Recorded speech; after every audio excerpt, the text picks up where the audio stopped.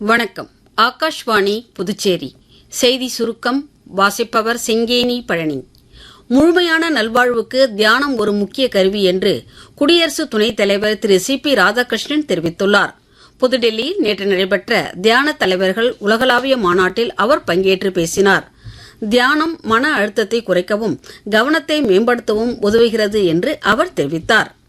மேற்கு வங்கத்தில் பிஜேபி ஆட்சிக்கு வந்தால் மாநிலத்தின் வளர்ச்சி உறுதி செய்யப்படும் என்று அக்கட்சியின் மூத்த தலைவரும் பிரதமருமான திரு நரேந்திர மோடி உறுதியளித்துள்ளார்.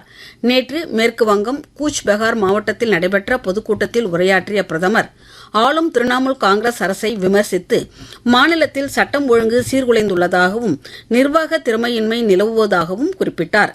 இம்மாநிலத்தில் இம்மாதம் 23 மற்றும் 29 ஆகிய தேதிகளில் 2 கட்டங்களாக வாக்குப்பதிவு நடைபெறவுள்ளது. அசாம் மாநிலத்தில் சட்டப்பேரவை தேர்தலுக்கான பிரச்சாரம் முடிவடைய 2 நாட்களே உள்ள நிலையில் பிஜேபி மற்றும் காங்கிரஸ் மூத்த தலைவர்கள் மாநிலம் முழுவதும் பொதுக்கூட்டங்களில் உரையாற்றி வருகின்றனர். இம்மாநிலத்தில் வரும் 9ஆம் தேதி ஒரே கட்டமாக வாக்குப்பதிவு நடைபெறவுள்ளது. பாரதிய ஜனதா கட்சியின் மூத்த தலைவரும் பிரதமருமான திரு நரேந்திர மோடி இன்று அசாம் மாநிலத்தின் பல்வேறு பகுதிகளில் பிரச்சாரம் மேற்கொள்கிறார்.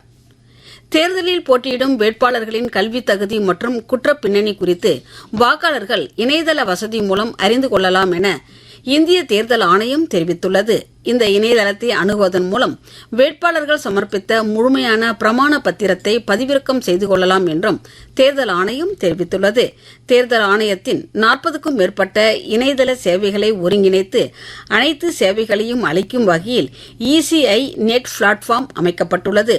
இது உலக அளவில் மிகப்பெரிய தேர்தல் சேவை இணையதளமாக கருதப்படுகிறது என்றும் தேர்தல் ஆணையம் தெரிவித்துள்ளது. இத்துடன் இந்த செய்திச் சுருக்கம் நிறைவு பெறுகிறது.